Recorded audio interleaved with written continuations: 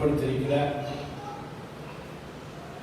அதை பெற்றுக்கொள்ளும்படியாக நம்மை நான் பிதாக்களிடத்தில் கேள்விப்பட்டபடி அந்த பிதாக்களுடைய வாக்குத்தத்தத்தை பெற்றுக்கொள்ள நீங்கள் எருசலேமிலே காத்திருங்கள் என்று அவர் மரணத்துக்கு முன்பதாகவே தம்முடைய சீஷர்களிடத்தில் சொன்னார்.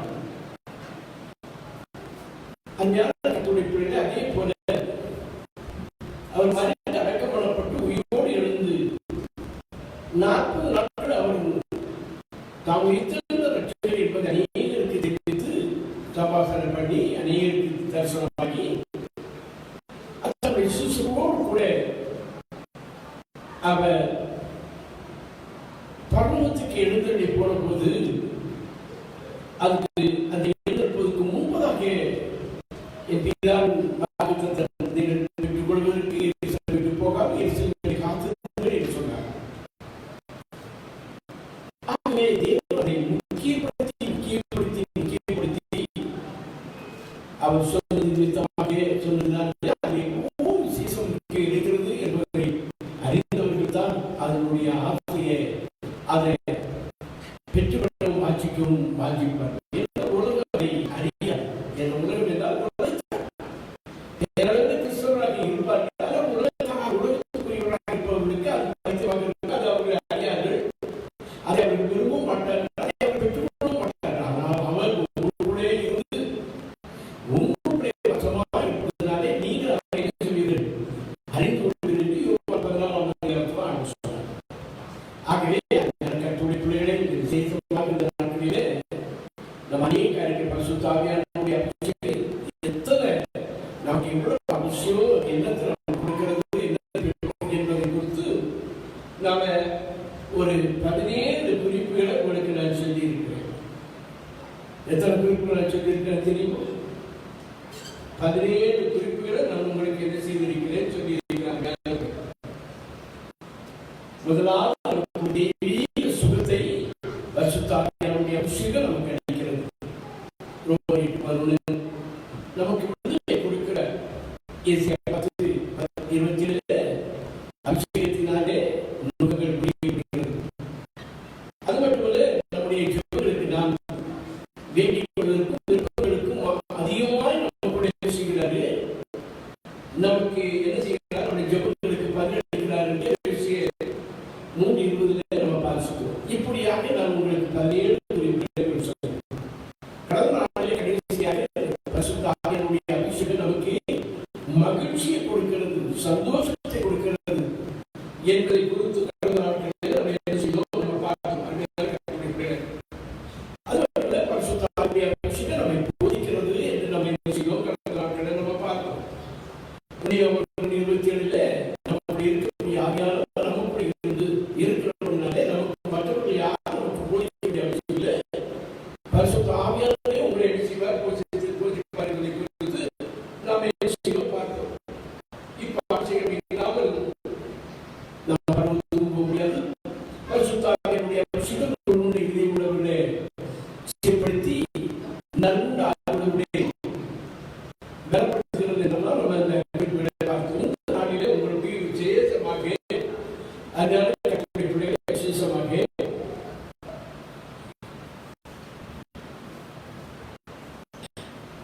இந்த பரிசுத்த ஆவியானவருடைய அபிஷேகத்தை பெற்றுக்கொண்டு நாம் என்ன செய்ய வேண்டும்? இந்த பரிசுத்த ஆவியானவருடைய அபிஷேகத்தை பெற்றுக்கொள்வதற்கு நாம் என்ன செய்ய வேண்டும் என்ற தலைப்பில் உங்களுக்கு எல்லாம் நீங்கள் ஆர்வப்படணும். இந்த நாட்டில் நீங்கள் அவசரப்படணும் என்பதற்காக பரிசுத்த ஆவியானவரை பெற்றுக்கொள்வதற்கு நாம் எந்த விதத்திலும் நம்ம தயார்படுத்திக் கொள்ள வேண்டும். எந்த விதத்திலும் நம்ம தயார்படுத்திக் கொள்ள வேண்டும். முதலாவது நம்ம பார்க்கும்போது பரிசுத்த ஆவியானவர் காசு கொடுத்து அதை பெற்றுக்கொள்ள முடியாது, பணம் கொடுத்து அதை பெற்றுக்கொள்ள முடியாது. அல்லது நம்ம சரீரத்தை ஒடுக்கி அடக்கி வெறுமைப்படுத்தி வேண்டுதலினாலும் விண்ணப்பத்தினாலும் உபவாசத்தினாலும் இருந்து அதிகமாக அவரிடத்தில் என்ன செய்து கொள்ள முடியாது, அதை பெற்றுக்கொள்ள முடியாது. அதை பெற்றுக்கொள்ள முடியாது. அப்படி ஒரு சிலர் நினைத்திருந்தால் அவர்கள் பெருமையாக போக வேண்டியது வருகை முடிய அதை நிறைவேற்ற பெற்றுக்கொள்ள முடியாது. அப்படி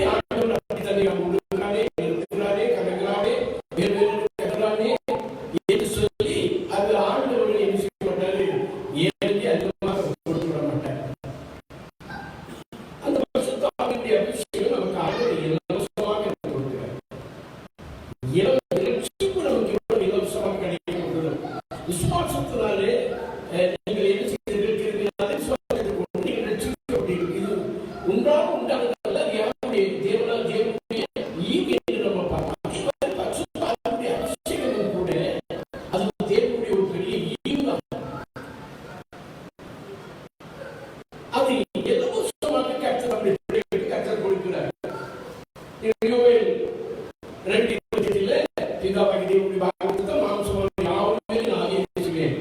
இந்த ஏற்றுத்தாழ்வு கிடையாது. உயர்ந்தவன் தாழ்ந்தவன், நாட்டுக்காரர் பெஞ்சவன் படியாதவன் பணக்காரங்க இல்லை.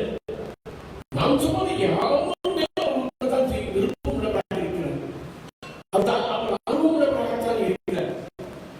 ஏன்னா அதுக்கு என்ன செய்யணும்? அபிஷேகத்தை நம்ம வாஞ்சிக்க வேண்டும். அதை நாம் என்ன செய்ய வேண்டும்? வாஞ்சிக்க வேண்டும். என்னைக்குமே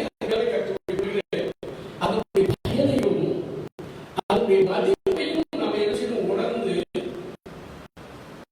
அதற்கு எந்த நிலையாக கொடுத்து அதை பெற்றுக்கொள்ள வேண்டும் என்ற எண்ணம் நமக்கு இருக்கணும். அதுக்காக நம்ம விவாசத்தில் காலத்தை கொடுத்து அதை பெற்றுக்கொள்ளுங்கிற நோக்கத்தான் இல்லை. அதுக்கு எவ்வளவோ நம்முடைய சட்டத்திற்காய் நம்மை, நம்முடைய கண்கள், நம்முடைய இருதயம், நம்ம கால்கள், நம்முடைய பேச்சுகள், நம்முடைய செயல்கள், இவைகளெல்லாம் கிறிஸ்துவின் மிதமாக கிறிஸ்துவனுடையவர்கள் தன்னுடைய சட்டத்தை, தன்னுடைய மாம்சத்தில் உள்ள இச்சைகளை சகலவற்றையும் சிலுவையில் அடைந்திருக்கிறார்கள். அது ஒரு பெரிய கிரயம் செலுத்த வேண்டும். அந்த அளவுக்கு ஒரு அர்ப்பணிக்க இருக்கணும். அந்த அர்ப்பணிக்கம் இருக்கும்போது நிச்சயமாக நமக்கு அநேக வருமானங்கள் வர முடியாது. தவறான விதத்தில் அதனால நம்ம என்ன செய்ய முடியாது? அதை நம்ம பெற்றுக்கொள்ள நமக்கு வாஞ்சி இருக்காது. அப்படின்னா நமக்கு ஒரு அதுக்கு முன்னாடி நம்ம பெற்றுக்கொண்ட ஐந்தத்தில் நமக்கு வருகிற வருமானங்கள் இதில் வர முடியாத ஒரு சூழ்நிலை கூட நமக்கு ஏற்பட முடியாது. எதனால் நம்ம இலக்கு கிடைச்சது கூட நம்ம ஆயத்தமாக தான் இருக்கும். ஏன்னா அதுதான் நமக்கு முக்கியம். உலகத்தில் சொத்து, சுகம், ஆரோக்கிய, ஐஸ்வர்யம் எல்லாத்தை காட்டினோம். அது வெளியேறப்பட்டது, அபிஷேகம் வெளியேறப்பட்டது என்பதை முதலாவது கருத்தில் நம்ம கொண்டு கொள்ள வேண்டும். அது எப்படியாவது பெற்றுக்கொள்ள வேண்டும் என்ற ஆர்வம் நமக்குள்ள என்ன செய்து இருக்கணும். அந்த வாழ்க்கை நமக்குள்ள என்ன செய்து இருக்கணும். அது மட்டுமல்ல, அதை பெற்றுக்கொள்வதற்கு விசேஷமாக நம்முடைய ஆயுதம் தனி நம்முடைய சொந்த காரியங்களுக்காக, நம்முடைய சுயமேன்மைக்காக, நம்முடைய சுயமேன்மைக்காக, நம்முடைய பேர் பிரஸ்தாபத்திற்காக, நம்முடைய நமக்கு ஒரு மதிப்புக்காக, அல்லது சுயமேன்மைக்காக நம்ம ஆண்டவரிடத்தில் அதை பெற்றுக்கொள்ள வேண்டும் என்ற எண்ணம் நமக்கு இருக்கும் என்றால் நிச்சயமாக கிடைக்காது. அதை அதற்கு பயன்படுத்துவதற்காக கர்த்தர் பரிசுத்த ஆவியினுடைய அபிஷேகத்தை கொடுப்பதில்லை. தன்னுடைய மேன்மைக்காக, தன்னுடைய வளர்ச்சிக்காக, தன்னுடைய குடும்பத்தின் வளர்ச்சிக்காக, தன்னுடைய நாந்தனை பெருமையாக கிடைக்க வேண்டும், அப்படிப்பட்டவே அப்படின்னு நாம் கிடைக்க வேண்டும், அது நமக்கு ஒரு மரியாதை கிடைக்கும். இப்படிப்பட்ட ஒரு எண்ணம், ஒரு விதமான ஒரு சூழ்நிலை, ஒரு எண்ணம் இருந்தால் நிச்சயமாக கர்த்தர் ஆண்டவரால் கொடுக்கப்பட்ட அபிஷேகம் கிடையாது. அது சத்தம் விசாரத்தால் அபிஷேகம். ஏனென்றால் ஒரு சொத்தாருடைய அபிஷேகம் பெற்ற மனுஷன் நிச்சயமா அவர் பெரிய வேண்டும், நான் என்ன செய்ய வேண்டும்? சொல்ல வேண்டும் என்ற எண்ணம் தான் அவருக்கு இருக்கு.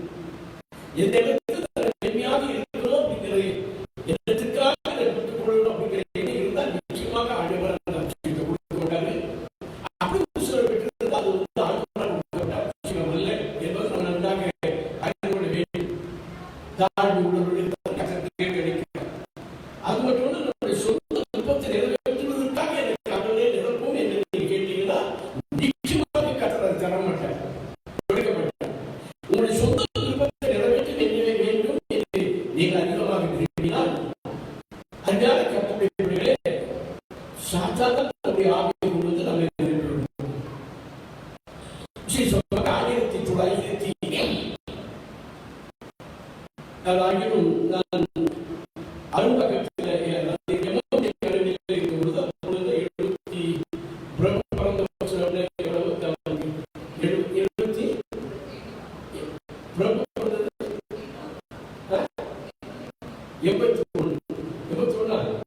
81. அப்போ அந்த நாட்களில் நான் ஈஸி விட்டு வெளியே வந்து நம்முடைய ஊழியத்தில் செய்து அந்த நாட்களில் உடம்பக்கம் நம்முடைய இடத்துல ஆலயத்தில் வைத்து பெரிய கலெக்டர் பண்ணி அரசாங்கம் 144 சட்டம் போட்டு அதிகாரி கொடுத்துருக்கிறது. அந்நாட்டிலே சாப்பிட்டு வீட்டில் நடந்து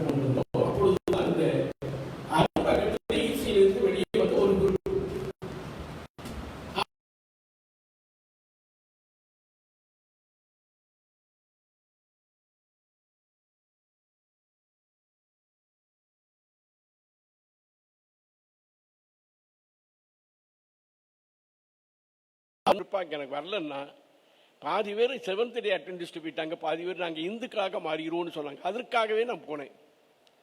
அப்போ அங்கே ஜானையா வீட்டில் பஸ் ஸ்டாண்ட் போட்டு மேலே ஆராதனை நடத்தணும். அங்கே சபையை ஆரம்பித்து வந்தாங்க, நிறைய பேர் வந்தாங்க. அந்த நாட்களில் ஒரு சகோதரன் ஏசிஏ சர்ச்சினுடைய மெம்பர், அவன் பேர் யாபேஸ். அங்கே ஏசிஏ சர்ச்சு கோயம்பேட்டில் இருக்குது. அந்த யாபேஸுக்கு ஒரு விதமான அசுத்தாவினுடைய கிரிகள். அவன் பரிசுத்தாவியானவரை போலவே நடிப்பான்.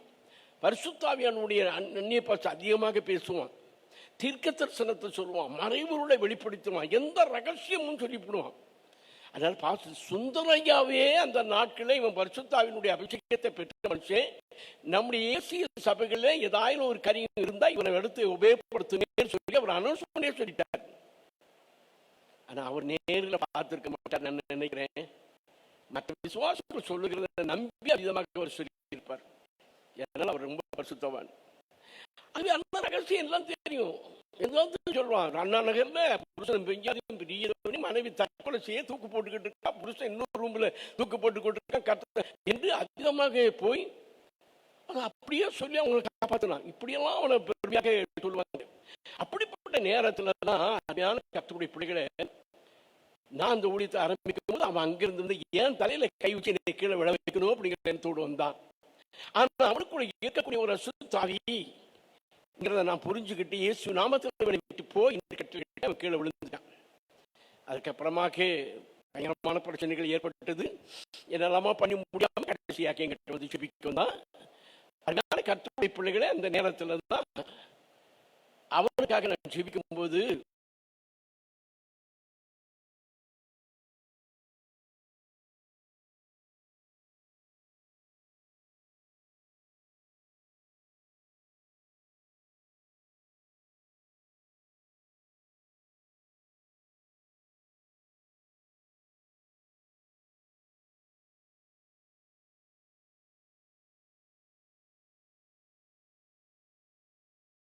எல்லாரும் இருப்பையா உன்னை பற்றி எனக்கு தெரியாதுன்னா எல்லாருடைய வண்டவளங்களையும் எடுத்து விடுதான். அதுக்கப்புறம் இயேசு நாமத்தில் கீழே இறங்குவா, இயேசு நாமத்தில் என்று சொல்லி வசனத்தை வைத்து அவன் ரெண்டு கைகளையும் கட்ட முடியாத மத்திய 18 மற்ற எந்த பூமியில இவைகளை கட்டுகிறீர்களோ பரலோகத்தில் கட்டப்படும் கைகளை கட்ட முடியாத கட்டளை இட்டேன் ஆண்டவருடைய நாமத்தில். அவன் கட்டிட்டு அதுக்கப்புறம் நீ எப்படி வந்த எதனால வந்து அப்படிங்கும் போது அவன் நல்லா காரியம் சொன்னான்.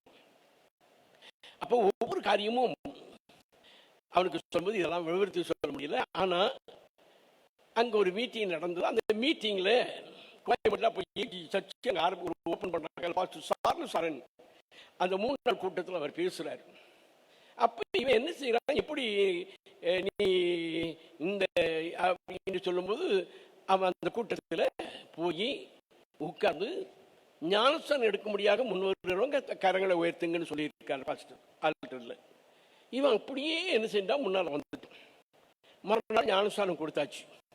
அடுத்த நாள் பரிசுத்தாவினுடைய அபிஷேகத்தை பெற்றுக்கொள்ள முடியாத பக்கத்தில் காத்திருப்பு ஜெபம் பெற்றுக்கொள்ள முடியாத வர்றவங்க வாங்க அப்படின்னு சொல்லி அந்த போதகர் அனௌன்ஸ்மெண்ட் கொடுத்துட்டாங்க. அதன்படியாக பரிசுத்தாவியானுடைய அபிஷேகத்துக்காக காத்திருக்கிறாங்க. அப்ப இவனும் போய் என்ன செஞ்சிருக்கான், எனக்கு அது வேணும்னு சொல்லி அவன் கேட்டுக்கான். உன்னை எல்லாரும் தலையில கை வைத்து இவனும் பரிசுத்தாவினால நிரப்பி அந்நிய பாஷையெல்லாம் பயங்கரமாக பேசியிருக்கான். அதுல இருந்துதான் இவனை வந்து சர்டிபிகேட் கொடுத்தாங்க. இவன் பரிசுத்தாவினால் அபிஷேகம் பண்ணப்பட்டவன், தீர்க்க தரிசனங்களை தெரியும். அவன் வீட்டில் செவ்வாய்க்கிழமை தோறும் ஏகப்பட்ட கூட்டம் நிற்கும். ஆனா அவனுக்குள்ள இருக்குது அசுத்தாவி.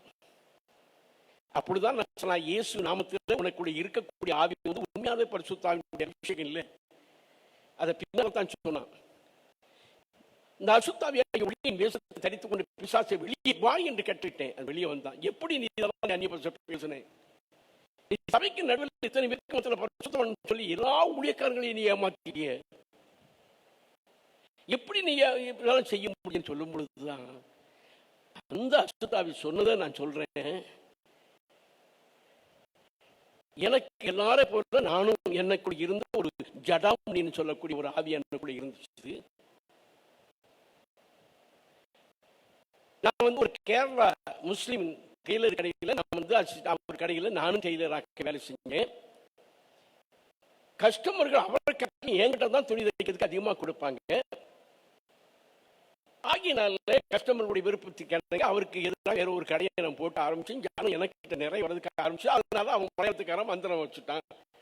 ஜராமுனிங்கிற பிசாசை அனுப்பி என்னை விதமான காரியங்களை செய்தான். அந்த ஆவிதான் எனக்குள்ள இருந்து என்னை நடிக்க வச்சது, என்ன ஞானசானி இடுன்னு சொல்ல வச்சது. அதுதான் பரிசுத்தாவியை பெற்றுக்கொள்ள முன்னால போட்டு சொல்லி சொன்னது. அதுதான்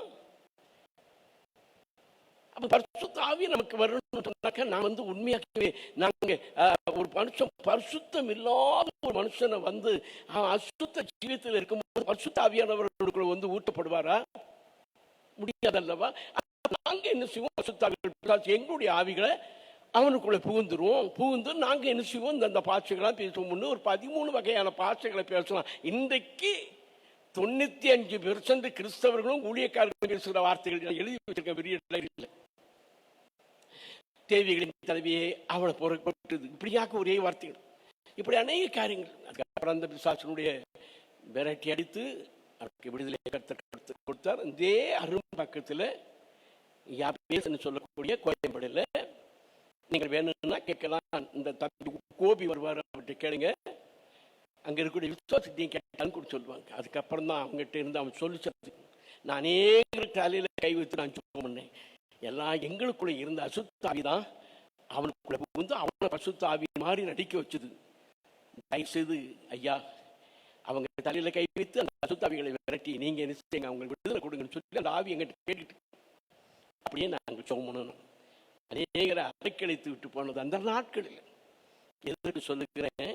அருமையான கர்த்தருடைய பிள்ளைகளே, விசேஷமாக நம்முடைய சொந்த விருப்பத்தை நிறைவேற்ற வேண்டும் என்ற எண்ணத்தோடு கூட பரிசுத்த ஆவியானவரை நிரப்புங்கன்னு கேட்டீங்கன்னா நம்ம வாழ்க்கையில ஜீவியத்தில அதிகமாக பரிசுத்த ஜீவியமும் சத்துருவாகி பிசாசுக்கு இடமில்லை என்று நம்ம பெருமையாக்காத பட்சத்தில் இருந்தோம்னா உண்மையாகவே நாம விரும்பும் போது அசுத்தாவிகள் நமக்குள்ள நிரம்பிவிடும்.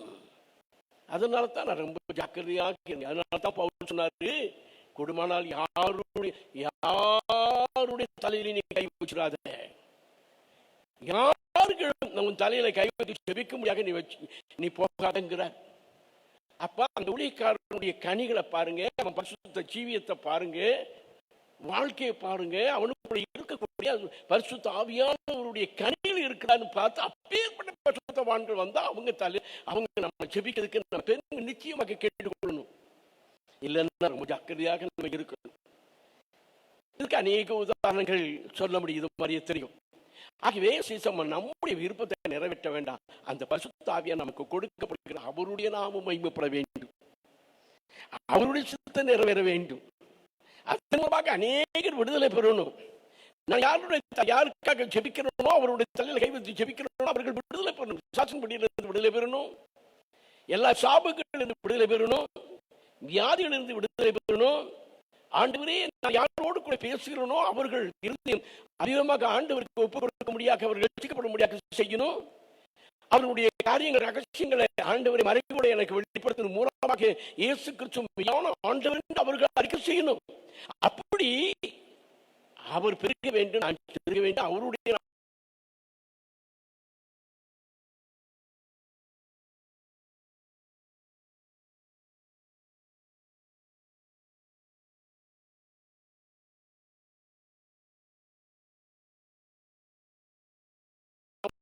எல்லாரும் அந்நிய பேசுறாங்க, அபிஷேகம் பண்றாங்க. நான் பெறலன்னா என்ன நினைப்பாங்க மற்றவங்க?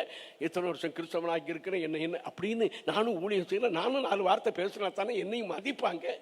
அதையும் கர்த்தர் பார்ப்பாரு. நீ நடிச்சன்னா அதையும் கணக்கு கர்த்தர். நான் கடந்த நாட்கள் சொல்லப்பட்ட புஸ்தகங்கள் திறக்கப்பட்டது என்று சொன்னேன்.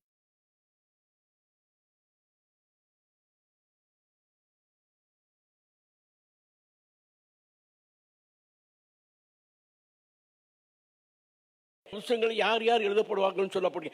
எல்லாமே நம்ம நடிக்கிறது, நம்ம செய்கிறது, நம்ம வாழ்க்கை ஒன்று, நம்ம வெளியே வாழ்க்கையில் ஒன்று, ஆலயத்தில் ஒன்று, இது மாதிரி நம்ம அதையும் கூட கர்த்தர் என்ன செய்வாரா, படம் பிடிச்சு வச்சிருப்பாராம்.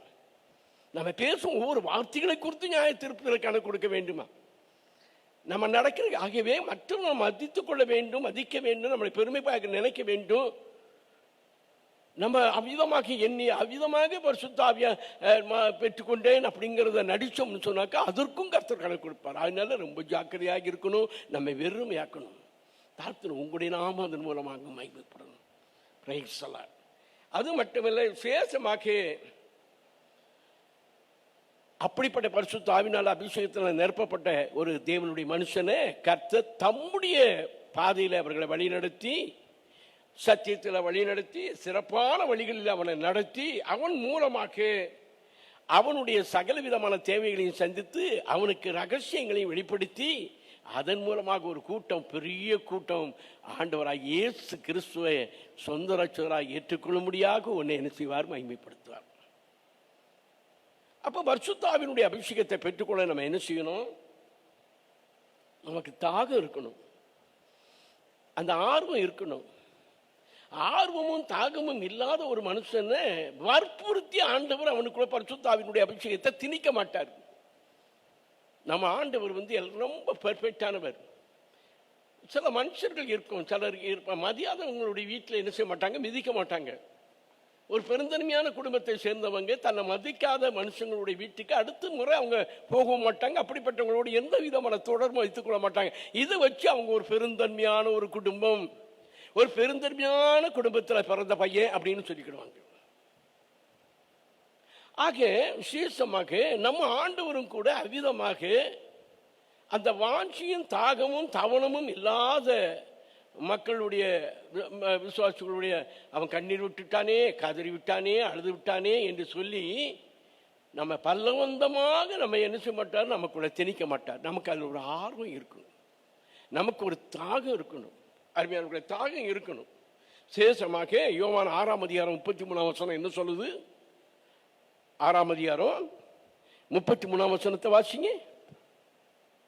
யோவான் 6ஆம் அதிகாரம் 33. என்னிடத்தில் வருகிறவன் ஒரு காலமும் பசி அடையான். யாரால் வாசிங்க இல்லையா? அதாவது என்னிடத்தில் வருகிறவன் ஒரு காலமும் பசி அடையான் அப்படின்னு ஆண்டவர் சொல்றார். இன்னும் மத்தேயு 5:6 நீதியின் மேல் பசிதாகம் உள்ளவர்கள் பாக்கியவான்கள், அவர்கள் திருப்தி அடைவார்கள். நீதியின் மேல் பரிசுத்த ஆவியானவர் ஒரு நீதிபரர். அந்த நீதிபரராகிய ஆண்டவருடைய அந்த ஆவியானவர் நமக்குள்ள வாசம் செய்வேன் என்று நீ வாஞ்சிப்பாய் என்றால், அந்த பசிதாக நமக்கு இருக்கும் என்றால் அவர்களை கர்த்தர் திருப்தியாய் போஷிப்பார். திருப்தி, அந்த நீதியின் மேல் நமக்கு பசிதாக இருக்கணும். அது மட்டுமல்ல, சங்கீதம் 107:8 வாசிங்க. சங்கீதம் 107:8 தவணம் உள்ள ஆத்மாவை வாசிங்க. எப்ப நீ எடுக்கலையா? 107:8 தவணம் உள்ள ஆத்மாவை, தவணமுள்ள ஆத்மாவை கர்த்தர் திருப்தியாக்கி பசு உள்ள ஆத்மாவை நன்மையினால் நிரப்புகிறார். 2 மனுபத்திரிகை அதிசயமித்து அவரை துதிப்பார்களாக இருக்கு.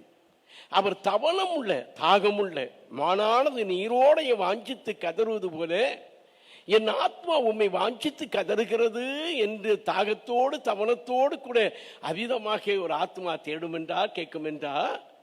அவர்களை கர்த்தர் என்ன செய்கிறாரு? அவருடைய அந்த ஆத்மாவை கர்த்தர் திருப்தியாக்கி பசு உள்ள ஆத்மாவை நன்மையினால் நிரப்புகிறார். எந்த நன்மையினால் நிரப்புகிறார்? எந்த நன்மையினால் நிரப்புகிறார் என்றால், விசேஷமாக மத்திய எழுதின சுவிசேஷம் 7ஆவது அதிகாரம் 11ஆம் வசனம் என்ன சொல்லுது? வாசிங்க. பொல்லாதவர்களாகி நீங்கள் உங்கள் பிள்ளைகளுக்கு நல்ல ஈவுகளை கொடுக்க அறிந்திருக்கும் போது தம்மிடத்தில் வேண்டிக் கொள்கிறவர்களுக்கு பரிசுத்த ஆவியாகிய நன்மையை அருளாதிருப்பது எப்படி? அந்த வசனம் போட்டீங்க நல்லா இருக்கும். ஆமா,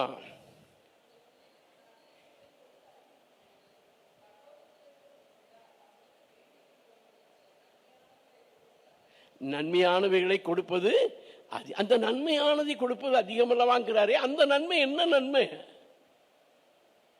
அந்த நன்மை என்ன? வேலை வாய்ப்பா, வீடு வசதியா, ஆகாரமா, வாழ்க்கையில முன்னேற்றமா, நல்ல குடும்ப கேட்ட பிள்ளைகளுக்கு ஏற்ற துணையா, நல்ல ஒரு உத்தியோகம், அது ஒரு நன்மை தான். இவைகள் இந்த நம்முடைய சரீரத்துக்கு அடுத்த, உலகத்துக்கு அடுத்த, நம்முடைய ஜீவியத்துக்கு அடுத்த அத்தியாவசியமான தேவைகளாக நமக்கு நன்மை தான், நன்மையான காரியம். ஆனால் அவைகளை காட்டிலும் விசேஷமாக என்ன நன்மை அப்படின்னு நீங்க பார்த்தீங்கன்னா, அதே லூக்கா, அது இது மத்திய சுவிசேஷத்தில் ஒரு தகப்பன் இடத்தில் ஒரு மகன் அப்பத்தை கேட்டால் அவனுக்கு கல்லை கொடுப்பானா, முட்டையை கேட்டால் அவனுக்கு பாம்பை கொடுப்பானா, தேளை கொடுப்பானா, என்ன அப்படின்னு சொல்றாரு. மீனை கேட்டால் அவனுக்கு பாம்பை கொடுப்பானா, அடுத்து அவ்விதமாக பொல்லாதவர்களாகிய நீங்களே உங்கள் பிள்ளைகளுக்கு நல்ல ஈவுகளை நன்மை கொடுக்க வேண்டும் என்று நீங்கள் அறிந்திருக்கும் போது தம்மிடத்தில் வேண்டிக் கொள்கிறவர்களுக்கு நன்மையானவைகளை அளிப்பான் என்கிற அந்த நன்மை என்னதுங்கிறத லூக்கா அங்கே நீங்க பார்த்தீங்கன்னா, லூக்கா சுவிசேஷத்தில் 11ஆம் அதிகாரத்தில் சொல்றாரு. அதே தான், அதே காரியத்தை தான் ரிப்பீட் பண்றார் அதே இடத்துல. அசிங்க அவர் எழுதுகிறார் லூக்கா, பொல்லாதவர்களாகிய நீங்கள் உங்களுடைய பிள்ளைகளுக்கு நல்ல ஈவுகளை கொடுக்க அறிந்திருக்கும் போது பரமபிதாவானவர் தம்மிடத்தில் வேண்டிக் கொள்கிறவர்களுக்கு, அப்ப அந்த நன்மை என்ன நன்மை? அந்த அவர் நன்மைகளை கொடுப்பது அதிக நிச்சயமல்லவா என்று மத்தியில் சொல்லப்பட்டிருக்கிறது அல்லவா? அந்த நன்மை என்ன நன்மை? இங்க லூக்கா என்ன சொல்கிறாரு? பரிசுத்த ஆவியாகிய நன்மை. பரிசுத்த ஆவிதான் எல்லா நன்மைகளிலும் மேலான நன்மை. இதை யாரும் எங்கேயும் போய் நம்ம கடையில் வாங்கிக் கொள்ள முடியாது, எந்த சூப்பர் மார்க்கெட்லையும் வாங்கிக் கொள்ள முடியாது, எங்கே தவணை முறையிலையும் வாங்க முடியாது, நிறைய நெட் கொடுத்து காசு கொடுத்து வாங்க முடியாது, நெட்டிலையும் கூட வாங்க முடியாது, எந்த நாட்டுக்கு போய் வாங்க முடியாது, யாராலும் கொடுக்க முடியாது. இது பரலோகத்தின் பிதாவாகிய தேவன் மட்டும்தான் கொடுக்க முடியும். ஆகவே எல்லா ஆண்டவர் மனுக்குலத்துக்கு எல்லா விதமான அவன் ஆத்மா வாழ்வது போல எல்லாவற்றும் வாழ்ந்து சுகமாய் இருப்பதற்கு எல்லா நன்மைகளையும் அவனுக்கு கொடுத்துட்டாரு. பேதுரு சொல்றாரு, விசேஷமாக நம்மை ஆண்டவர் உன்னதங்களுக்குரிய சகல ஆசீர்வாதங்களினாலும் உங்களை ஆசீர்வதித்திருக்கிறார் என்றுதான் பேதுரு சொல்றாரு. ஆதாம் ஏவாளையும் கர்த்தர் படைக்கும் போது அவர்களுக்கு வேண்டிய எல்லாவற்றையும் அவர்கள் அனுபவிக்கும்படியாக எல்லாவற்றையும் படைத்து விட்டு தான் அவனை படைத்தார். அவன் கை நீட்டி அவிதமாக அந்த பழங்களை மேல ஏறி கஷ்டப்பட்டு பழங்களை பறித்து சாப்பிடக்கூடிய அளவுக்கு கூட இல்லாம அவன் அருகிலே கை நீட்டி பறித்து சாப்பிடக்கூடிய அளவுக்கு கர்த்தர் கனிகளை அவனுக்கு கொடுத்திருந்தார். அவன் தண்ணீருக்காக பல இடங்களுக்கு நடந்து ஓடி போய் பெற்றுக்கொள்ளவோ அல்லது தோண்டி கிணறு தோண்டி தண்ணீரை எடுக்க முடியாது இல்லாமல் அவன் இருக்கிற இடத்திலே அவிதமாக 4 நதிகளை அவிதமாக பிரிந்து ஜீவ நதிகளை கர்த்தர் அனுப்பினார். எல்லாம் ஆண்டவர் அவனுக்கு கொடுத்துட்டார். அப்ப அந்த நேரத்தில் அவர் கொடுக்காது இந்த பரிசுத்த ஆவியாகிய நன்மையை தான் அன்றைக்கு ஆதாம் ஏவாளுக்கும் கர்த்தர் கொடுக்கல. அந்த விசேஷமான நன்மையை அதை யாருக்கு எப்போ கர்த்தர் கொடுக்கிறாரு? தம்முடைய குமாரனாகிய இயேசு கிறிஸ்து இந்த உலகத்தில் வந்து அவிதமாக மரித்து அடக்கமனப்பட்டு 3ஆம் நாள் உயிரோடு எழுந்து பிதாவாகிய தேவனிடத்தில் போய் கேட்டு அவர் அங்கிருந்து அனுப்புகிற அந்த பரிசுத்த ஆவியாகிய நன்மை தான் ஐயா எல்லா நன்மைகளிலும் மேலான நன்மை. எல்லா நன்மைகளிலும் மேலான நன்மை. இந்த நன்மையை நம்ம இப்ப வாஞ்சிக்காம இருக்கலாமா? பார்த்தீர்களா? ஆகவே விசேஷமாக அருமையான கர்த்தருடைய பிள்ளைகளே, விசேஷமாக இந்த பரிசுத்த ஆவியானுடைய அபிஷேகத்திற்கு இணையானது, அதுக்கு முக்கியமானது வேற ஒண்ணுமே கிடையாது. மற்ற எல்லாமே அதுக்கு முன்பதாக ஒன்று கிடையாது, அது ஒன்றும் இல்லை. அருமையான அதைத்தான் நம்ம அதிகமாக வாஞ்சிக்க வேண்டும். ஆண்டவர் சொல்றாரு, யாருக்கு அதை கொடுப்பாரு? வாஞ்சிக்க வேண்டும், தாகவன். வேதம் என்ன சொல்லுகிறது? நீதிமொழிகள் 10:24 நீதிமான் போடு தம்பி, நீதிமான் விரும்புவது அவனுக்கு, நீதிமான் விரும்புகிற காரியம் அவனுக்கு கொடுக்கப்படும். பார்த்தீங்களா? 23வது வசனம். 24 நீதிமான் இல்ல, நீதிமான் விரும்புகிற காரியம் அவனுக்கு கொடுக்கிறோம். அப்போ நீதிமானாய் இருக்கிற மனுஷன்தான், நீதிமான் தான் இந்த பரிசுத்தாவினுடைய அபிஷேகம் எனக்கு வேணும்னு கேட்பான். உலகம் அதை அறியாது. யோவான் 14 சொல்லிட்டாரு, உலகம் அதை அறியாது, உலகம் அதை பெற்றுக்கொள்ளவும் மாட்டாது, உலகத்தார் அதை பெற்றுக்கொள்ளவும் மாட்டார்கள், அதை அவர்கள் விரும்பவும் மாட்டார்கள். ஆனால் நீ நீதிமானாய் இருக்கிற கர்த்தருடைய பிள்ளை, அப்படி வெளியேறப்பட்ட ரத்தத்தினால் மீட்கப்பட்ட கர்த்தருடைய பிள்ளை, நீ கேட்கிறத நீ விரும்புகிறது காரியம் அவனுக்கு என்ன செய்யும்? கொடுக்கப்படும். அருமையான கர்த்தருடைய பிள்ளைகளை, இன்னும் நீங்கள் பார்த்தீங்கன்னா சேஷமாக அந்த அதை பெற்றுக்கொள்வதற்கு என்ன செய்யணும்? அழுது உபவாசம் பண்ணி சரீரத்தை ஒடுக்கித்தான் நம்ம கேட்கணும் இல்லை. நீங்க பார்த்தீங்கன்னு சொன்னாக்கா சங்கீதம் 37:1 வாசிங்க. Song number 37:1.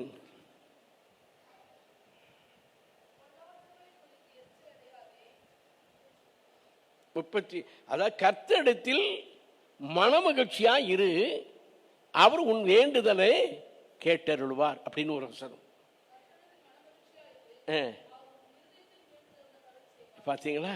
அப்ப பரிசுத்தாவினுடைய அபிஷேகத்தை பெற்றுக்கொள்வதற்கு நம்ம எப்பொழுதும் கர்த்தருக்குள்ள மனமகிழ்ச்சியா இருக்கணும்.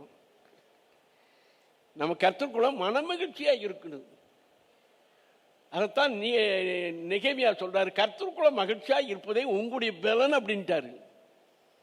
நீங்கள் துக்கத்தோடு இருப்பது கர்த்தருக்கு பிரியம் இல்லை. துக்கத்தோடு இருக்கிறவனுக்கு கர்த்தர் பரிசுத்தாவினுடைய அபிஷேகத்தை கொடுக்கவே மாட்டார். மன மகிழ்ச்சி ஔதசம் என்று சொல்லப்பட்டிருக்கு, மருந்துன்னு சொல்லப்பட்டிருக்குது. எல்லா மருந்து, எல்லா சித்தம், என்ன யுனானி, எல்லா விதமான ஹோமியோபதி, எல்லா விதமான அலோபதி, எல்லா விதமான மருந்து எல்லாத்த காட்டிலும் அருமையானவர்களே, மன மகிழ்ச்சி மிகுந்த என்னது? சிறந்த ஔதசம். ஔதசம்னா என்னது? மருந்து. ஆமா, ஔதசம். பார்த்தீங்களா? ஆகவே எப்பொழுதும் நம்ம முகத்தை என்ன செய்யணும்? மன மகிழ்ச்சியாக இருக்கணும். எந்த காரியத்தை குறித்து, ஐயோ பிரதர் ஐயா எப்படி இருக்க, என்ன கேட்குறீங்க, ஐயர் இப்படி இருக்குது, தலை இப்படி இருக்குது, அது இருக்குது, இப்படி இருக்குது, இப்படியே நம்ம கதை சொல்லிக்கிட்டு இருக்கக்கூடாது, வாய்ப்பாடு சொல்லிக்கிட்டு இருக்கக்கூடாது. கர்த்தர் எனக்காக கல்வாரி சிலுவையில் எல்லாத்தையும் அவர் முடிச்சுட்டாரு, நான் அதை விசுவாசிக்கிறேன்.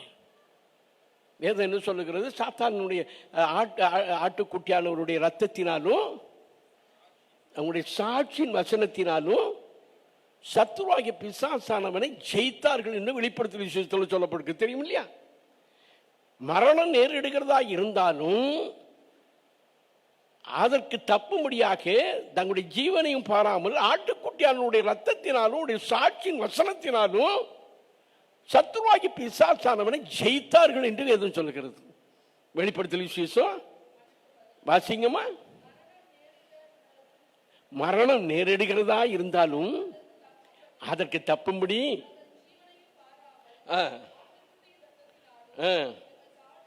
தங்களுடைய சாட்சியின் வசனத்தினாலும் ஜெயித்தார். ஆட்டுக்குட்டியானுடைய ரத்தத்தினாலும் தங்களுடைய சாட்சியின் வசனத்தினாலும் அவனை ஜெயித்தாருன்னு இருக்கு.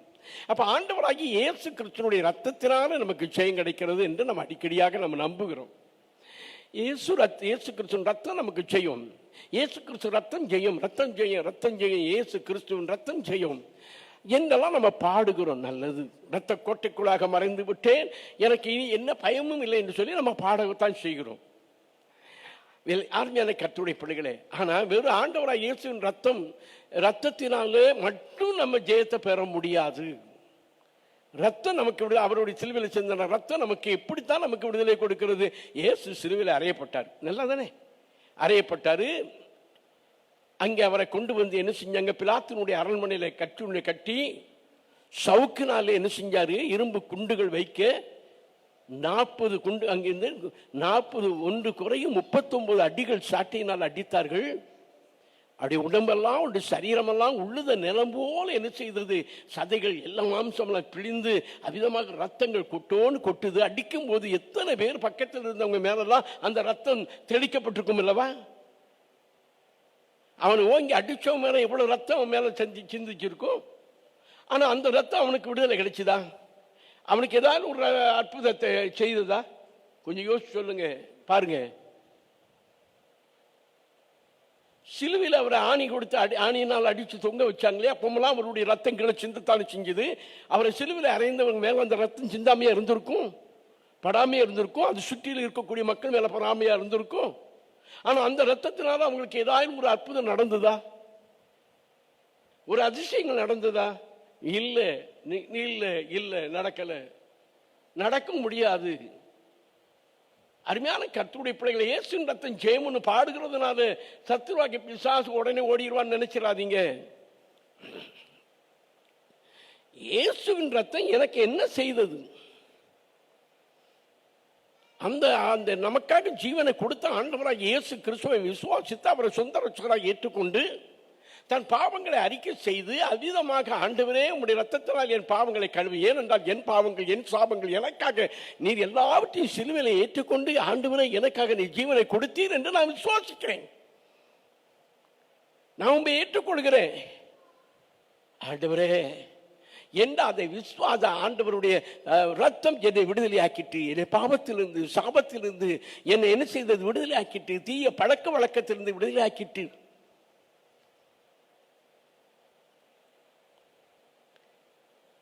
நான் விடுதலை பெற்றவனாக இருக்கிறேன், நான் விசுவாசத்தை மேற்கொண்டவனாக இருக்கிறேன் என்று அவரை நான் விசுவாசிக்கிறேன், அவருடைய பாடு மரணங்களை விசுவாசிக்கிறேன், அவருடைய ரத்தத்தினை விசுவாசிக்கிறேன் என்று அதிகமாக சாட்சி சொல்கிறேன்.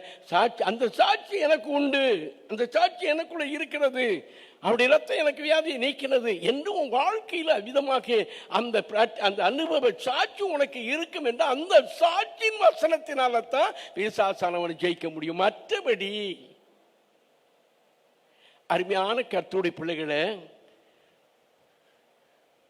ஜெபிச்சேன்னே நாங்கள் கொடுக்குறோம் இயேசுவின் ரத்தம்னு, ஆனால் அதை எடுத்து கொண்டு போய் அவங்க போடுறதுனால உங்களுக்கு எந்த விதமான பலன் கிடையாது. ஆனால் அந்த ரத்தம், ஆண்டவராக இயேசு கிறிஸ்துவுடைய ரத்தம் என் சகல பாவங்களையும் நீக்கி என்னை சுத்திகரித்தது. நான் இன்றைக்கு பாவம் மன்னிப்பை பெற்றிருக்கிற மனுஷனாக இருக்கிறேன், நான் பரிசுத்தவனாக இருக்கிறேன் அந்த ரத்தம் என்று நீ சாட்சி சொல்லுகிறவனாக இருக்கணும். உன் சாட்சியை பரலோகமும் உன்னை கவனிக்கிறது, இப்போ சாட்சியும் பார்க்கிறான். அப்படிப்பட்டவனுக்கு தான் இந்த ஆண்டவராக இயேசு கிறிஸ்துவுடைய ரத்தம் ஜெயம் கொடுக்குமே ஒழிய மற்றபடி அருமையான கருத்து. அதனால தான் நான் அடிக்கடி நினைக்கிறேன், ஓசியா தீர்க்கதரிசன புத்தகத்தில் என் ஜனங்கள் அறிவில்லாமல் நித்தமும் சங்கரமாகிறாங்க. இன்னைக்கு கிறிஸ்தவர்கள் என்று சொல்லக்கூடியவங்க, ஊழியக்காரர்கள் கூட நான் அதிகமாக சொல்ல முடியும், தேவ வசனத்தின் பேரில் இருக்கக்கூடிய சரியான அறிவில்லாதபடி அவர்களும் கூட சங்கரமாவது மட்டுமில்லை, அவர்களை பின்பற்றி வருகிற விசுவாசிகளையும் சங்கரமாக்கிக் கொண்டிருக்கிறார்கள். அநேகர் என்ன செய்கிறாங்க விசுவாசிகள், சாத்தானே உன்னை கட்டுகிறேன், உன்னை பாதாளத்துக்கு தள்ளுகிறேன், உன்னை சபிக்கிறேன், உன்னை அவிதமாக எரிக்கிறேன் அப்படின்லாம் சொல்றாங்க. முடியாது, அதெல்லாம் சொல்லக்கூடாது. நமக்கு அதுக்கு மேலே அவனை அப்படி சொல்லுறதுக்கு நமக்கு ஆண்டவர் அனுமதி கொடுக்கல. அவனை பாதாளத்தில் அனுப்புவதற்கு நமக்கு அனுமதி கிடையாது. அவன் காலம் வரும் வரைக்கும் இந்த உலகத்தில் அவன் கிரியை செய்தான் இருக்கணும். அவனுடைய நாள் வரும், அப்பந்தான் ஆண்டவராக இயேசு கிறிஸ்து அவனை சங்கிலினால கட்டி பாதாளத்தில் என்ன செய்வார்? தள்ளுவார். அவருக்கு தான் அந்த அதிகாரம் இருக்குது. இயேசு நாமத்தில் சத்ருவாகி பிசாசை அவனை எரிக்கிறேன் இயேசுவின் ரத்தத்தினால சிரிப்பான். இவனுக்கு வேத அறிவு இல்லை, வேத வசனம் இல்லை, இவனும் ஊழியக்காரனா சொல்லுவான். பிசாசானவன் அவனுக்கு இல்லாத வேத அறிவா? அவனுக்கு இல்லாத வேத அறிவா? இன்னைக்கு இருக்கக்கூடிய டாக்டரேட் எல்லாம் படித்து பெரிய ரெவரண்ட் டாக்டர் பிஷப் அவர்லாம் சொல்கிறாங்களே, இல்லை, நமக்கு அந்த அதிகாரம் இல்லை. பாருங்க, மோசேயினுடைய சரீரத்தை அங்கே நேபோ மலையில் அவன் என்ன சாரி பிஸ்கா கொடிமொழியில் நேபோ மலையில் ஆரோன் மறிக்கிறான், பிஸ்கா கொடிமொழியில் மோசே என்ன செய்கிறான்? மறிக்கிறான். இப்போ மோசே மறித்ததும் சாத்தானாகிய லூசிபர் சாத்தான் மோசேயினுடைய சரீரத்தை குறித்து அவன் தர்க்கம் பண்ணுகிறான். அந்த சரீரத்தை எடுத்துக்கொண்டு வந்து மக்களுக்கு மத்தியில் எடுத்துக்கொண்டு வந்து காட்டி, இப்பேற்பட்ட மோசையே வழிநடத்தி கானானுக்குள்ள கொண்டு போக முடியாத தேவன் உங்களையுமா கொண்டு போக போறாரு அப்படின்னு சொல்லி ஆண்டவரை மறுதலித்து பின்வாங்கி போக முடியாத காரியத்தை செய்யணுங்கிறதுக்காக முயற்சிக்கிறான். அந்த நேரத்தில் மிகாவில் தேவதூதன் வருகிறான். வந்து சாத்தானை வந்து உன்னை சபிக்கிறேன், உன்னை பாதாளத்துக்கு அனுப்புகிறேன் அப்படின்னு அவன் சொன்னானா? என்ன சொன்னான்?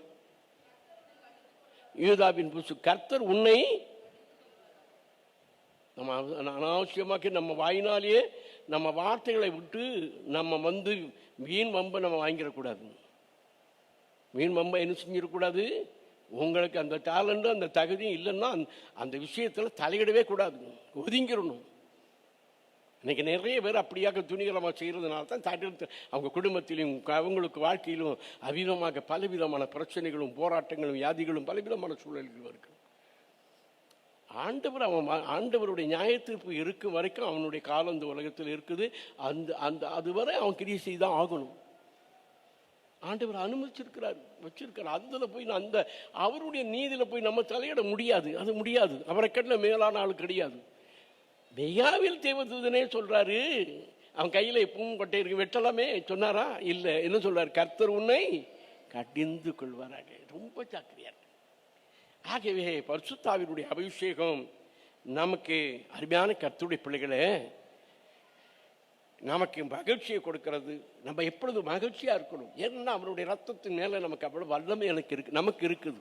எதுனாலும் சரி பரவாயில்ல, பேச எல்லாமே மேற்கொள்ள கர்த்தர் நமக்கு அதிகாரம் கொடுத்திருக்கிறார். இது என்ன நமக்கு என்ன, இதை பற்றி நம்ம பயப்பட வேண்டிய அவசியமே இல்லை. ஆகவே அவன் எப்பொழுதும் மகிழ்ச்சியாக இருப்பான். கர்த்தர் கூட மகிழ்ச்சியாக இருக்கணும்.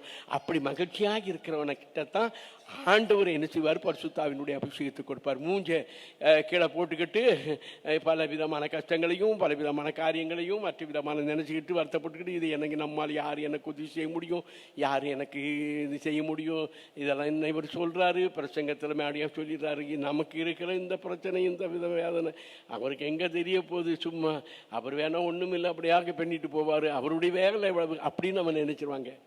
இல்லை, மகிழ்ச்சியாக இருக்கணும். கர்த்தருக்குள்ள மன மகிழ்ச்சியாக இருக்கணும். எப்பொழுதும் கர்த்தருக்குள்ள மன மகிழ்ச்சியாக இருக்கணும். நம்ம முகம் எப்பவுமே எப்படிப்பட்டதாக இருக்கணும்? சிரிச்ச முகத்தோடு இருக்கணும். நம்ம முகம் என்ன சொல்லுவாங்க, முகமலர்ச்சியை உண்டாக்கும் அப்படின்னு சொல்லப்பட்டிருக்குது. ஆமாம், தேவனுடைய கர்த்தருடைய நம்பிக்கையாக இருக்கிற மனுஷன் எப்பொழுதும் மகிழ்ச்சியாக இருப்பான்.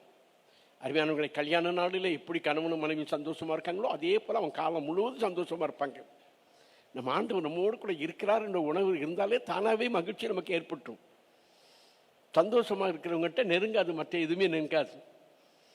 முகத்தை கீழே போட்டு பலவிதமான பிரச்சனைகளோடு இருக்கக்கூடியவங்ககிட்ட ஒரு இந்த பக்கம் போனால் பழையபடி இந்த பக்கம் திரும்பி வராது, பழையபடி வராது, அவன் மூஞ்ச பார்த்ததுமே. ஆகவே நம்ம எப்பொழுதும் கர்த்தருக்குள்ள மன மகிழ்ச்சியாக இருக்கணும். அந்த மகிழ்ச்சியை ஏற்கிறவனுக்கிட்ட தான் கர்த்தர் அந்த பரிசுத்தாவினுடைய அபிஷேகத்தை கர்த்தர் கொடுப்பார். ஹல்லேலூயா, ஹல்லேலூயா. கடைசியாக்கே அருமையான கர்த்தருடைய பிள்ளைகளை மார்க் 11:24 இந்த பரிசுத்தாவியை பெற்றுக்கொள்வதற்கு நாம் என்ன செய்யணும்? நாம் எதையாயில் அவரிடத்தில் அவர் சித்தப்படி நாம் கேட்டுக்கொள்வோம் என்றால் அதை பெற்றுக்கொள்வோம் என்று என்ன செய்யுங்க? நம்புங்க, அதை விசுவாசிங்கிறார். நீங்க விசுவாசிங்கிறார், அதை பெற்றுக்கொள்வோம். நான் பெற்றுக்கொண்டேன் என்று அப்படிப்பட்ட விசுவாசம் நமக்கு இருக்கணும். அருமையானங்களே, ஆகவே இந்த விதமான ஒரு 4 குறிப்பு தான் சொன்னேன். இன்னும் வரக்கூடிய நாட்களை வர ஞாயிற்றுக்கிழமை நம்ம பார்க்கலாம். நம்ம எப்படி தயார்படுத்திக் கொள்வது என்பதை குறித்து நான் சொன்னேன். அதுக்கப்புறம் நம்ம எப்படி அதை பெற்றுக்கொள்வது என்று நம்ம சொல்ல போகிறேன்.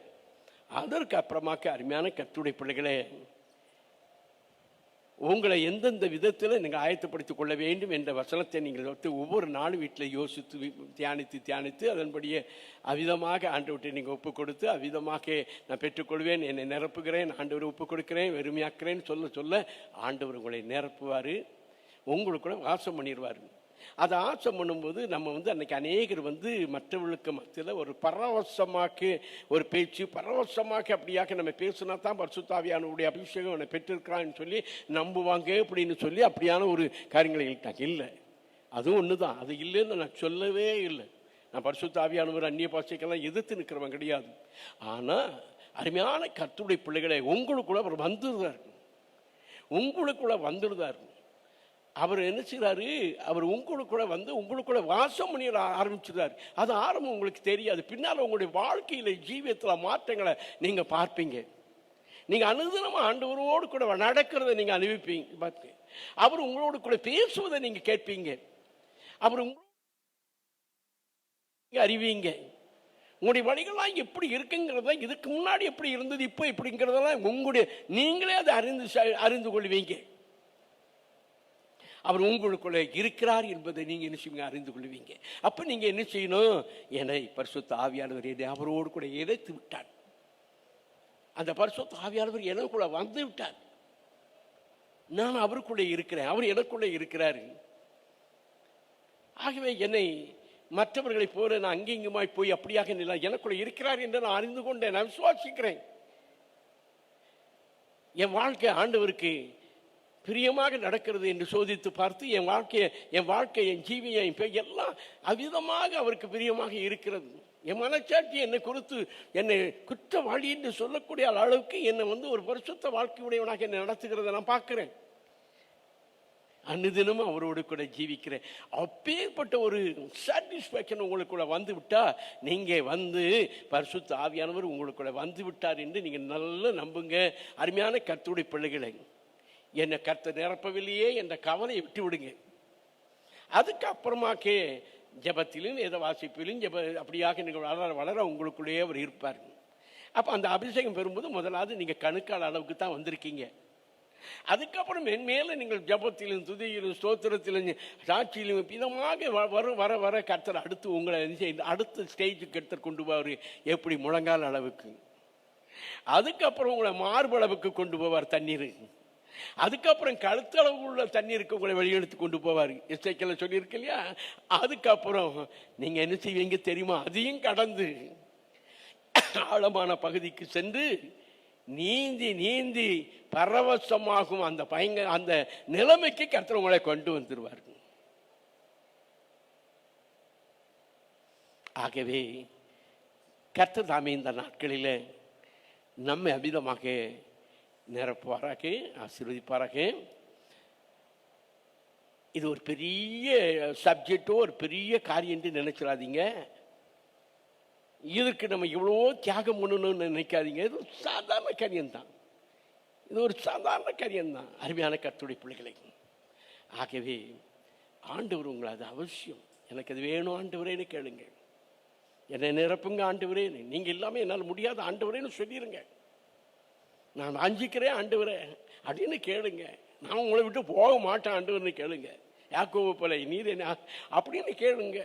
ஆமாம், கர்த்தர் என்ன செய்வார்? உங்களை நிச்சயமாக நிரப்பி உங்கள் வாழ்க்கையை ஆசீர்வதிப்பார். உங்களுடைய பிள்ளைகளை ஆசீர்வதிப்பார், குடும்பங்களை ஆசீர்வதிப்பார். அதை என்ன நாமத்திற்காக நான் பெற்றுக்கொண்டது எதற்காக நான் அதை பெற்றுக்கொண்டேன்? என்னுடைய சுய விருப்பத்திற்காக இல்லை, என்னுடைய சுய மேன்மைக்காக இல்லை, என்னுடைய சொந்த ஊழியத்திற்காக இல்லை. ஆண்டவரே, பிறருடைய நன்மைக்காக, பிறர் காயம் கட்டுவதற்கு, மற்றவர்களை தேற்றுவதற்கு, மற்றவர்களுக்கு ஆறுதலை கொடுப்பதற்கு, மற்றவர்களை வெளிச்சத்துக்கு நேராக வழிநடத்துவதற்கு, மற்றவர்களை ஆண்டவரை கிறிஸ்துவுக்குள்ள வழிநடத்துவதற்கு, பரலோகத்தில் அவர்களை வழிநடத்துவதற்கு பிரயோஜனம் உள்ளதாக இருக்க என்னை ஆண்டவரே அந்த ஞான வரங்களினாலும் என்னை நிரப்புங்கன்னு கேளுங்க. அப்படி செய்யும்போது உங்களை கர்த்தர் மெச்சிக்கொள்வார். என்ன செய்வார்? உங்கள்கிட்ட இருக்கிறதையும் நீங்கள் அவர் 5 தாளந்த அதை இன்னொரு 10 தாளந்தி ஆக்கலாம். அதையும் 10 தாளந்தியும் சேர்த்து அவன் சோம்பலும் பொல்லாதவன் கையில் இருக்கக்கூடிய அந்த ஒரு தாளந்தி வாங்கி அவன் கையில் கொடுத்தது போல் இன்னும் அதிகமான வரங்களையும் கிருபைகளையும் உங்களுக்கு என்ன செய்வார்? கர்த்தர் என்ன செய்வார்? உங்களுக்கு கொடுப்பார், உங்களை ஆசீர்வதிப்பார். அதுக்குத்தான் நம்ம ஆண்டவர் உங்களுக்கு சந்தோஷத்தை கர்த்தர் முகத்தை பார்ப்பீங்க. புன்சிரிப்பை கர்த்தர் கொடுப்பார். எரிச்சல் நம்ம விட்டு கடந்து போய்விடும். சந்தேக பார்வை நம்ம விட்டு நீங்கி போகும். புறங்கூறுதல் நம்மை விட்டு நீங்கி போகும். கபடெல்லாம் நம்மை விட்டு நீங்கி போகும். காய்மகாரமாய் பார்க்கிறதெல்லாம் நீங்கி விடும். அடுத்து என்ன செய்ய போகிறாங்க இப்படியெல்லாம் அப்படிங்கிறதெல்லாம் போய் விடும். வன்கண்ணனோடு அப்சலோம் அம்மோனை போல வேறு விதமாக பிரமமாக துணிகரமாக செயல்பட முடியாதபடி நம்மளை தடுத்துப்படும். எனக்கு அவர் தான் எல்லாம் அப்படிங்கிற நிலைமைக்கு நம்ம வந்துடும். திருப்தி நமக்கு வாழ்ந்திருக்கும் தெரியும், தாழ்ந்திருக்கும் தெரியும். எல்லா நிலைமையிலும் மனரமியமாக இருக்க நான் கற்றுக்கொண்டேன்னு சொல்கிறார் இல்லையா? அந்த விதமான அந்த வல்லமையை நீங்கள் பெற்றுக்கொள்வீங்க. அவங்க ஆண்டவர் ஆசீர்வதிப்பார். அப்பேற்பட்ட கிருபை தேவன் நமக்கு தரும்படியாக நம்ம ஜெபிக்கலாமா? ஜெபனும் praise the lord, praise the lord. ஸ்தோத்திரம் ஆண்டவரே, ஸ்தோத்திரம் ஆண்டவரே, ஸ்தோத்திரம் ஆண்டவரே, ஸ்தோத்திரம் ஆண்டவரே. ஹல்லேலூயா. ஹல்லேலூயா. எல்லாரும் வாய்களை திறந்து கர்த்தருக்கு ஸ்தோத்திரம் பண்ணுங்க. கொஞ்ச நேரம் வாய்களை திறந்து கர்த்தருக்கு ஸ்தோத்திரம் பண்ணுங்க. வாஞ்சியோடு கர்த்தருடைய சமூகத்தில் வாஞ்சியோடு ஜெபிங்க. நேராயிட்டே வீட்டுக்கு போகணுமே அப்படிங்கிறதெல்லாம் விட்டுட்டு என்ன ஆண்டவரே என்னை நிரப்புங்க ஆண்டவரேன்னு கேளுங்க. கர்த்தர் உங்களை வெறுமையாக்குங்க. கர்த்தர் உங்களை நிரப்பும்படியாக கேளுங்க. ஆண்டவரே என்னை ஆண்டவரே அது இல்லாமல் என்னால் முடியாது, எனக்கு வேணும் ஆண்டவரே, எனக்கு விடுதலை அதுதான் ஆண்டவரே அப்படின்னு கேளுங்க. கர்த்தர் உங்களை சகல சத்தியத்தில் உங்களை போடி நடத்தி உங்களை ஆசீர்வதிப்பார். ஹல்லேலூயா, ஹல்லேலூயா, ஹல்லேலூயா. கரங்களை தட்டி கர்த்தருக்கு ஸ்தோத்திரம் பண்ணுங்க. Praise the Lord. Praise the Lord. ஆவியை மழை போல ஊற்றும் பல ஜாதிகளை இயேசு மந்தையில் கூட்டும் மந்தையில் கூட்டும்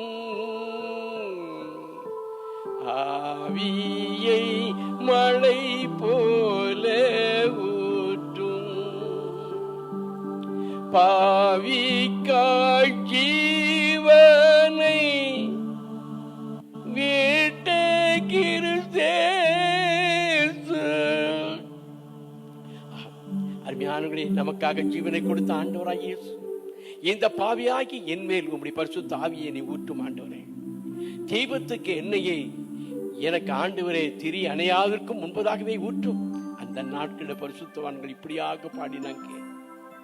கர்த்தர் அவர்களை நெருப்பில் சாட்சியாக மாற்றினார். அன்றைக்கு அவர்களுடைய நம்முடைய முற்பிதாக்கள் ஆண்டவரை ஏற்றுக்கொண்டு அவர்கள் சாட்சியாக வாழ்ந்த அவருடைய சாட்சியின் மூலமாகத்தான் இன்றைக்கு கிறிஸ்தவம் பெருகி கொண்டு வருகிறது. அருமையானவர்களே, நம்மை அவ்விதமாக மாற்றத்தக்கதாக கர்த்தர் நமக்கு கிருபை செய்வாராக. அன்புள்ள ஆண்டவரே, உங்களுடைய பிரச்சனை எங்களோடு கூட இம்மட்டுமாக இடைப்பட்டதற்காக ஸ்தோத்திரம்.